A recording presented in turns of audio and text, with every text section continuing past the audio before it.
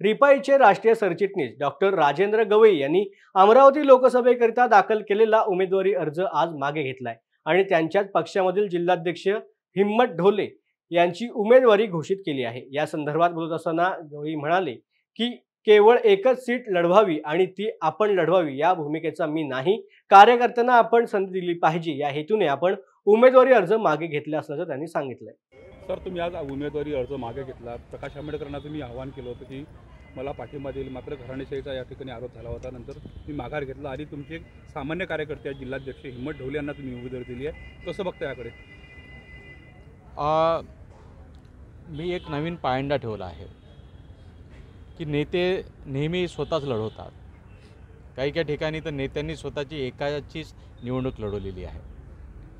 इथे तर मी स्वतः लढतच नाही आहे, सामान्य कार्यकर्त्यांना मी लढवत आहे। त्याचबरोबर मी वर्धा लोकसभासुद्धा लढवत आहे।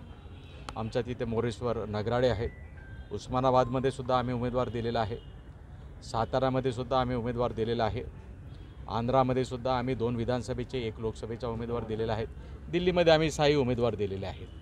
तेव्हा नेत्यांनी लढवावं असं मी म्हणत नाही, पण कधी कार्यकर्त्यांना सुद्धा संधी द्यावी